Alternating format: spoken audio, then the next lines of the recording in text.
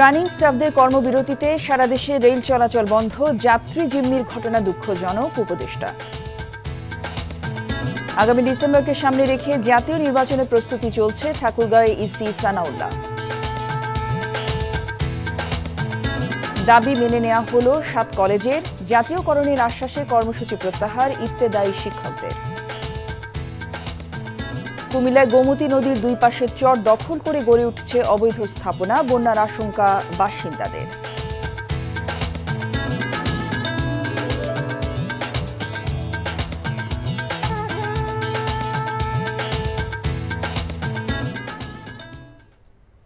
আসসালামু আলাইকুম, জসিন্তা জিনিয়া স্বাগত জানাচ্ছি এনটিভির দেশের খবরে। ক্রাউন সিমেন্ট শিরোনাম দেখছিলেন, এবার পুরো খবর। রেলওয়ের রানিং স্টাফদের কর্মবিরতিতে সারা দেশে বন্ধ রয়েছে ট্রেন চলাচল। এতে ভোগান্তিতে পড়েছেন যাত্রীরা। দাবি আদায় না হওয়া পর্যন্ত কর্মবিরতি অব্যাহত থাকবে বলে জানিয়েছেন আন্দোলনকারীরা। এদিকে রেলপথ উপদেষ্টা বলেছেন, যাত্রীদের জিম্মি করে এ ধরনের কর্মসূচি পালন দুঃখজনক। রিপোর্ট করছেন কায়কোবাদ মাহমুদ। কমলাপুর রেলওয়ে স্টেশনে নেই চিরচেনা ব্যস্ততা। প্ল্যাটফর্ম জুড়ে অলস দাঁড়িয়ে আছে ট্রেনগুলো। মূল বেতনের সঙ্গে রানিং অ্যালাউন্স যোগ করে পেনশন এবং অবসরের পর এককালীন অর্থ সুবিধা দেওয়ার দাবিতে বাংলাদেশ রেলওয়ের রানিং স্টাফরা কর্মবিরতিতে যাওয়ার পরের চিত্র এটি। কর্মবিরতির অংশ হিসেবে সোমবার দিবাগত রাত 12টার পর শিডিউলে থাকা ট্রেনগুলোতে ওঠেননি রানিং স্টাফরা।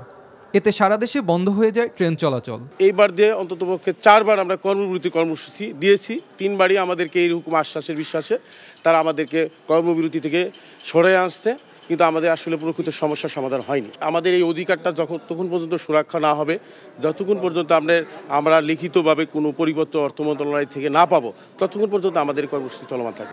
ট্রেনের বন্ধ দরজার বাইরে অপেক্ষমান যাত্রীরা জানালেন ক্ষোভের কথা। ভোর 4:30টার দিকে এখানে পৌঁছাইছি। পৌঁছানোর পরে শুনছি এরা স্ট্রাইক করেছে, ট্রেন চলছে না। রাত 12টার পরে আর কোনো ট্রেন কোনো স্টেশন থেকে নাকি ছাড়ে নাই, কালকে যেগুলো ছাড়ছে। এখন এই যে ট্রেনের টিকিট ঘুরাই দিতেও পারতেছি না, আবার চলেও যেতে পারতেছি না। রাত্রে যদি আমি খবরটা পাইতাম তাহলে তার আমি এখন আর কমলাপুর আসতাম না। এরা কর্মবিরতি দিছে ঠিক আছে, কিন্তু যেই ট্রেনের যে ওয়েবসাইটগুলো কেন আমাদের কাছ থেকে টাকা নিল এবং টিকিট কাটলাম, এই টিকিট যদি না কাটতাম আমার মেন্টালিটি থাকলে যে আমি বাসে চলে যাবো। এখন আমি বাসেও যাইতে পারতাছি না, ট্রেনেও যাইতে পারতাছি না। ট্রেন চলাচল বন্ধ হওয়ার পর রেলওয়ে স্টেশনে আসেন রেলপথ উপদেষ্টা ফজলুল কবির খান। বলেন, স্টাফদের দাবির বিষয়ে আলোচনার দরজা খোলা রয়েছে। যেটা দুঃখজনক যে এতগুলো যাত্রীকে জিম্মি করে এই ধরনের একটা কর্মসূচি দেওয়া, এখানে তো কে সাফার করতেছে সাধারণ মানুষ। তাদের যে দাবি আছে সেই দাবিগুলো কিন্তু আমরা ইতিমধ্যে রেল মন্ত্রণালয় থেকে আমরা অর্থ বিভাগে পাঠিয়েছিলাম এবং এটার কিন্তু বহুলাংশে এই দাবিগুলো পূরণ করা হয়ে গেছে। এদিকে যাত্রীদের যাতায়াতের সুবিধার্থে বিকল্প ব্যবস্থা হিসেবে বিভিন্ন গন্তব্যে বিআরটিসি বাস সার্ভিসের ব্যবস্থা করেছে রেলপথ মন্ত্রণালয়। জানা ছিল না যে ট্রেনে হরতাল, টিকিট করার পরও আমি সিরাজগঞ্জ যাবো, সিরাজগঞ্জ যেতে পারতেছি না, অনেক ভোগান্তি। তাহলে আমার জন্য বাসের জার্নিটা অনেক কষ্ট, তারপরেও যেতে হচ্ছে। ট্রেনের জার্নি তো ট্রেনের জার্নি, বাসের জার্নি তো অতটা অ্যাকসেপ্টেবল না, হ্যাঁ, সবার জন্য সহনীয় না আসলে। সেই জন্য এখন যাচ্ছি, কোনো উপায় নাই আমাদের, এখন যেতে হবে। ব্যবস্থা করছে যে ট্রেন নাই, ওরা গাড়ি দিয়ে দিছে, বিআরটিসি বাস দিয়ে দিছে। তবু একটা ভালো হয়েছে যে আমরা যাইতে পারতেছি। অন্যদিকে যাত্রীদের ভোগান্তির একই চিত্র দেখা গেছে সারা দেশের রেলওয়ে স্টেশনগুলোতে। রংপুরে এসে শুনি ট্রেন বন্ধ, স্টেশন মাস্টারকে জিজ্ঞাসা করলাম, উনিও বলতে পারতেছে না যে ট্রেন কখন আসবে। ভোগান্তিতে পড়ছি না, আসছি বাসা থেকে সেজে গুজে আসছি, একটা জায়গায় যাব কাজের জন্য, এটাতে তো অবশ্যই ভোগান্তি আমাদের জন্য। রেলওয়ে কর্তৃপক্ষ জানিয়েছে, যাত্রা বাতিল হলে যাত্রীরা টিকিটের টাকা ফেরত নিতে পারবেন। Kaikobad Mahmud, NTV news, Dhaka. আগামী ডিসেম্বরকে সামনে রেখে জাতীয় নির্বাচনের প্রস্তুতি সম্পন্ন করা হচ্ছে বলে জানিয়েছেন নির্বাচন কমিশনার অবসরপ্রাপ্ত ব্রিগেডিয়ার জেনারেল আবুল ফজল মোহাম্মদ সানাউল্লাহ। সকালে ঠাকুরগাঁওয়ে ভোটার তালিকা হালনাগাদ উপলক্ষে তথ্য সংগ্রহকারী সুপারভাইজার ও নতুন ভোটারদের সাথে মত বিনিময়ে তিনি কথা বলেন। সংস্কার কার্যক্রম চলমান আছে জানিয়ে কয়েকটি কমিশন তাদের সুপারিশ ইতোমধ্যে পেশ করেছেন বলেও জানান তিনি। মাঠ পর্যায়ে যারা কাজ করবে তারা যাতে পেশাদারিত্বের সাথে ও নিরপেক্ষতার সাথে তাদের দায়িত্ব পালন করেন, এটাও কমিশন নিশ্চিত করবে। আমরা নির্বাচন কমিশন বিশ্বাস করতে চাই, ধারণ করতে চাই যে আমরা যদি একটা পরিচ্ছন্ন স্বচ্ছ একটা পাত্র উপহার দিতে পারি, আমাদের এই পাত্রে যে পানি রাখা হোক না কেন সেই পানিটা স্বচ্ছ রঙই ধারণ করবে।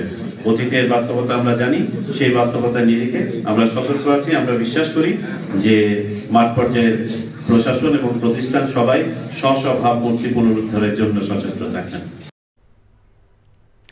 7 কলেজের শিক্ষার্থীদের 6 দফা দাবি মেনে নেওয়ার আশ্বাস দেওয়ায় সব ধরনের কর্মসূচি প্রত্যাহার করেছে 7 কলেজের শিক্ষার্থীরা।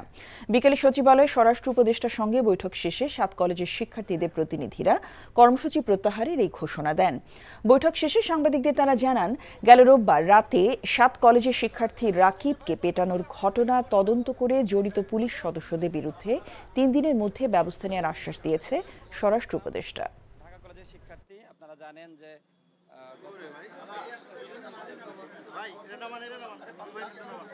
তাদের যে কতগুলি দাবি ছিল এবং সমস্যা ছিল, এগুলি নিয়ে আমাদের পুঙ্খানুপুঙ্খানু আলাপ হয়েছে এবং আমার ছোট ভাই যেটা বললেন এইগুলি উনি যেটা বলছে এটা সবই ঠিক এবং এইভাবে আমরা এইগুলির ব্যবস্থা নেব। আমরা যে বলেছিলাম যে 24 ঘন্টা পরে আমরা 7 কলেজের সামনে থেকে ঢাকা বিশ্ববিদ্যালয়ের বাস সহ অন্যান্য বাস যে চলতে দিব না সহ যে কর্মসূচি এবং নিউ মার্কেট থানা ঘেরাও যে কর্মসূচি দিয়েছিলাম সেই কর্মসূচি আমরা প্রত্যাহার করে নিলাম। এদিকে ইবতেদায়ী মাদ্রাসাগুলোকে পর্যায়ক্রমে জাতীয়করণ করার আশ্বাস দেয় শাহবাগের অবস্থান কর্মসূচি প্রত্যাহার করেছে স্বতন্ত্র ইবতেদায়ী মাদ্রাসা শিক্ষক কল্যাণ পরিষদ। দুপুরে সচিবালয়ে টানা কয়েক ঘণ্টা শিক্ষা মন্ত্রণালয়ের কর্মকর্তাদের সঙ্গে বৈঠক শেষে বিকেলে শাহবাগে এসে কর্মসূচি প্রত্যাহারের কথা জানান শিক্ষক নেতারা। এর আগে শাহবাগে জাতীয় জাদুঘরের সামনের রাস্তায় টানা তৃতীয় দিনের মতো অবস্থান কর্মসূচি পালন করে দেশের বিভিন্ন জেলা থেকে আসা ইবতেদায়ী মাদ্রাসার কয়েকশো শিক্ষক। তাদের অভিযোগ, দীর্ঘদিন ধরে বৈষম্যের শিকার হচ্ছেন ইবতেদায়ী শিক্ষকরা। কোনো ধরনের বেতন ভাতা ছাড়াই বছরের পর বছর শ্রেণীকক্ষে পাঠদান করে আসছেন বলে দাবি করেন তারা। এর আগে গেল রোববার ইবতেদায়ী শিক্ষকদের প্রধান উপদেষ্টার বাসভবনমুখী মিছিলে লাঠিচার্জ ও টিয়ার গ্যাস নিক্ষেপ করে আইনশৃঙ্খলা বাহিনী। প্রথম দফাতে সকল প্রতিষ্ঠান জাতীয়করণের যে দাবি ছিল, আমরা সকলের সাথে আপনাদের সাথে আপনারা যে বৈষম্যের কথা তুলে ধরেছেন আমরা সকলে ঐক্যমত পোষণ করে আমরা নীতিগতভাবে একমত যে আসলে বাংলাদেশের সকল স্বতন্ত্র ইবতেদায়ী মাদ্রাসা পর্যায়ক্রমে জাতীয়করণ করা হবে। আর্থিক নিরাপত্তা নিশ্চিত না হলে সাংবাদিকদের মর্যাদাও নিশ্চিত হবে না বলে জানিয়েছেন গণমাধ্যম সংস্কার কমিশনের প্রধান কামাল আহমেদ। দুপুরে ময়মনসিংহ জেলা শিল্পকলা একাডেমি মিলনায়তনে বিভাগের প্রিন্ট ইলেকট্রনিক মিডিয়া সাংবাদিকদের সঙ্গে মত বিনিময়কালে তিনি এসব কথা বলেন। এই কমিশনের কাজ হল স্বাধীন, বস্তুনিষ্ঠ ও শক্তিশালী গণমাধ্যম প্রতিষ্ঠা করার জন্য সংস্কার সুপারিশ করা। তাই স্বাধীন সাংবাদিকতার জন্য আর্থিক নিরাপত্তাও নিশ্চিত করতে হবে। নির্ধারিত সময়ের মধ্যে প্রতিবেদন পেশ করা হবে জানিয়ে কামাল আহমেদ বলেন, সুপারিশগুলো বাস্তবায়নে সরকারের উপর সাংবাদিকদেরই চাপ সৃষ্টি করতে হবে। সাংবাদিকরা চাপ সৃষ্টি না করলে এই সংস্কার একটাও বাস্তবায়ন হবে না। এই কমিশনের এখতিয়ারের মধ্যে নয় ওয়েস্ট বোর্ডের বিষয়টা, তবে এই কমিশন যেটা বলতে পারে, যেহেতু এই কমিশনের দায়িত্ব হচ্ছে স্বাধীন, বস্তুনিষ্ঠ ও শক্তিশালী গণমাধ্যম করার জন্যে সংস্কারের সুপারিশ করা, সে কারণে আমরা বলতে পারি যে স্বাধীন সাংবাদিকতার জন্যে যেটা প্রয়োজন সেটা হচ্ছে সাংবাদিকদের আর্থিক নিরাপত্তা নিশ্চিত করা, যাতে তারা স্বাধীনভাবে সাংবাদিকতা করতে পারেন। কুমিল্লায় গোমতী নদীর দুই পাশে চর দখল করে একের পর এক গড়ে উঠছে অবৈধ স্থাপনা। পাশাপাশি দুই পাশের মাটি কাটায় ও সরানোয় নাব্যতা হারাচ্ছে নদীটি। স্থানীয়রা মনে করেন, নাব্যতা হারানোয় গেল বছরের 20 অগস্ট গোমতী নদীর বাঁধ ভেঙে বন্যায় সব হারিয়ে নিঃস্ব হয়েছে হাজার হাজার মানুষ।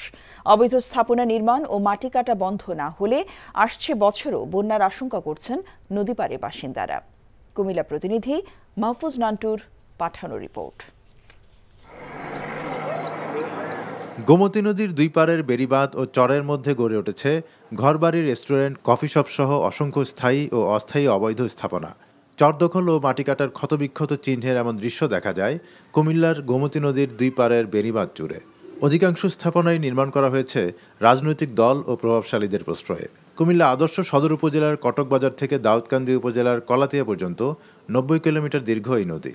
নদীর দুই পাশের চর দখল করে গড়ে ওঠা এসব অসংখ্য অবৈধ স্থাপনা এবং মাটি খেকোদের কারণে হুমকির মুখে গোমতী ও চরের কৃষি ব্যবস্থা।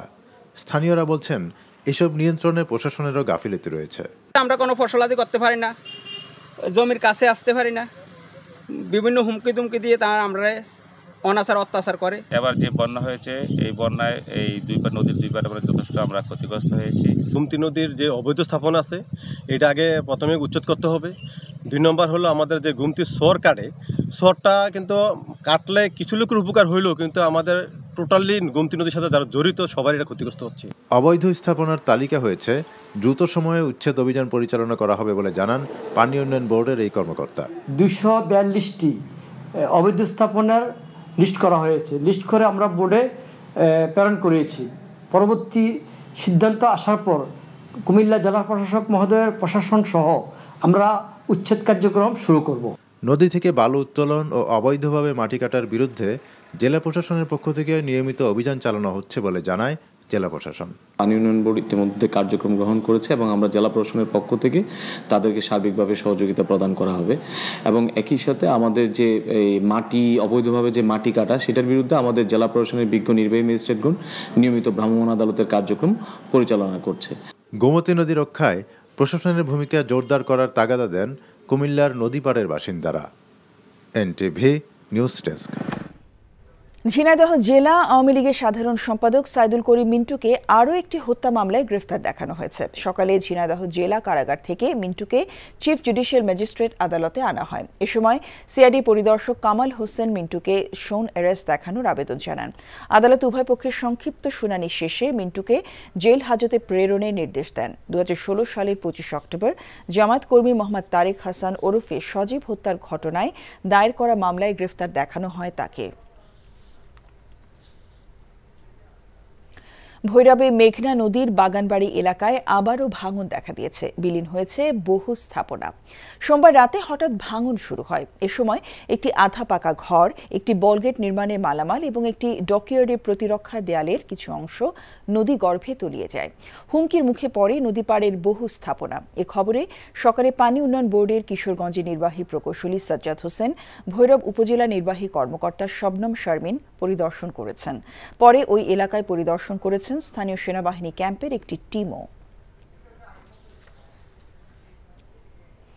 গাজীপুরের টঙ্গীতে আনুষ্ঠানিকভাবে উদ্বোধন করা হয়েছে আকিজ বেকার্স লিমিটেডের premium chocolate brand HIP chocolate.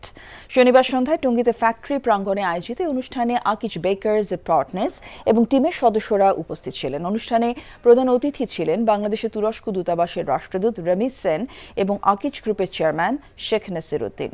Akij গ্রুপের ব্যবস্থাপনা পরিচালক শেখ জামিল উদ্দিন আশাবাদ ব্যক্ত করেন, প্রতিটি চকলেটের বিক্রি, প্রতিটি নতুন পার্টনারশিপ এবং প্রতিটি ভোক্তার হাসি হয়ে উঠবে টিমওয়ার্ক এবং সংকল্পের প্রতিফলন। নওগাঁর মহাদেবপুরে জাহিদুল ইসলাম নামে এক ব্যক্তিকে জবাই করে হত্যার ঘটনায় 3 জনকে গ্রেফতার করেছে পুলিশ। সোমবার রাতভর জেলার বিভিন্ন স্থানে অভিযান চালিয়ে তাদের গ্রেফতার করা হয়। দুপুরে এক সংবাদ সম্মেলনে পুলিশ সুপার শফিল সরওয়ার জানান, গত 15 ডিসেম্বর রাতে জাহিদুল ইসলামকে জবাই করে হত্যার পর মৃতদেহটি পত্নীতলা থেকে একটি অটোতে করে মহাদেবপুরে কালভার্টের নিচে পলিথিনে মুড়িয়ে ফেলে রেখে যায় আসামিরা। এ ঘটনায় নিহতের স্ত্রী থানায় মামলা করলে রাতভর অভিযান চালিয়ে হত্যাকাণ্ডের সাথে জড়িত 3 আসামিকে গ্রেফতার করা হয়।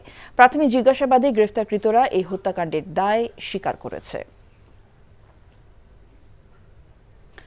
নারায়ণগঞ্জের রূপগঞ্জে পূর্ব বিরোধের জেরে জাপান বাংলাদেশ গ্রুপের চেয়ারম্যান সেলিম প্রধানের বাড়িতে হামলা ও অগ্নিসংযোগের ঘটনা ঘটেছে। এ সময় গুলিবিদ্ধ সহ 10 জন আহত হয়েছে।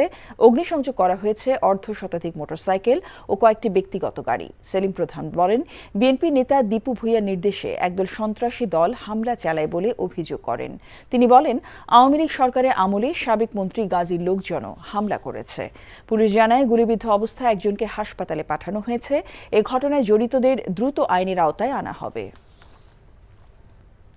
বাংলাদেশ কারিগরি কলেজ শিক্ষক সমিতি BMTর রাজশাহী বিভাগীয় সমাবেশ অনুষ্ঠিত হয়েছে। মঙ্গলবার রাজশাহী জেলা শিল্পকলা একাডেমি মিলনায়তনে দিনব্যাপী অনুষ্ঠিত সমাবেশে প্রধান অতিথি ছিলেন সমিতির কেন্দ্রীয় সভাপতি অধ্যক্ষ দেলোয়ার হোসেন দিলু। সমিতির রাজশাহী মহানগর সভাপতি অধ্যক্ষ আব্দুর রাজ্জাকের সভাপতিত্বে সমাবেশে 8 জেলা ছাড়াও রংপুর বিভাগের নেতৃবৃন্দ অংশ নেন। নাটোরের ৩ উপজেলার শতাধিক পুকুর মালিকের প্রায় ৭ কোটি টাকার মাছ নিয়ে আত্মগোপনে চলে যাওয়া পুলিশ কনস্টেবল হুমায়ুন কবিরকে গ্রেফতারের দাবিতে বিক্ষোভ ও মানববন্ধন করেছে ক্ষতিগ্রস্ত মাছ চাষিরা। দুপুরে গুরুদাসপুর উপজেলার পুরুলিয়া বাজারে অনুষ্ঠিত মানববন্ধন ও বিক্ষোভ মিছিল থেকে পুকুর মালিকরা অভিযোগ করেন, রাজারবাগ পুলিশ লাইন্সে কর্মরত পুরুলিয়া গ্রামের কনস্টেবল হুমায়ুন কবির গুরুদাসপুর সিংড়া ও বড়াইগ্রাম উপজেলার শতাধিক পুকুর মালিকের কাছ থেকে শত শত মন মাছ নিয়ে ঢাকা ও সিলেট অঞ্চলে রপ্তানি করত। এই অবস্থায় টাকা পরিশোধ না করে আত্মগোপনে চলে যায় সে। থানায় মামলা করেও কোনো ফল পাচ্ছেন না তারা। কুষ্টিয়া ভেড়ামারায় ৫০ বছরের বসতভিটা উচ্ছেদ করে Bangladesh railway police training centre নির্মাণের প্রতিবাদে মানববন্ধন করেছে এলাকাবাসী। সকালে উপজেলার রায়টা গ্রামে অনুষ্ঠিত মানববন্ধনে বক্তারা বলেন, নদী ভাঙনের কবলে পড়া প্রায় ১০,০০০ ভূমিহীন মানুষ রায়টা এলাকায় রেলের জায়গা লিজ নিয়ে দীর্ঘ ৫০ বছর ধরে বসবাস করে আসছে। এখানে স্কুল, মসজিদ, মাদ্রাসা, কবরস্থান সহ বেশ কিছু সরকারি স্থাপনাও রয়েছে। কিন্তু বিগত সরকার এই জমি অধিগ্রহণ করে রেলওয়ে পুলিশ ট্রেনিং সেন্টার নির্মাণ করার উদ্যোগ নেয় এবং তাদের উচ্ছেদে কয়েকবার নোটিশও দেয়। শেখ হাসিনা সরকারের পতনের পরেও জমি অধিগ্রহণ কার্যক্রম অব্যাহত রেখেছে রেলওয়ে কর্তৃপক্ষ। খবর শেষ করছি, তবে যাবার আগে ক্রাউন সিমেন্ট শিরোনামগুলো আরেকবার।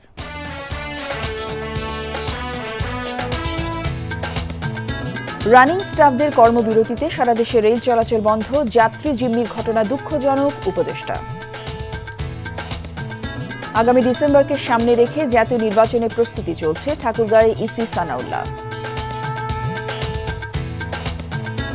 দাবি মেনে নেওয়া হলো ৭ কলেজের, জাতীয়করণের আশ্বাসে কর্মসূচি প্রত্যাহার ইবতেদায়ী শিক্ষকদের।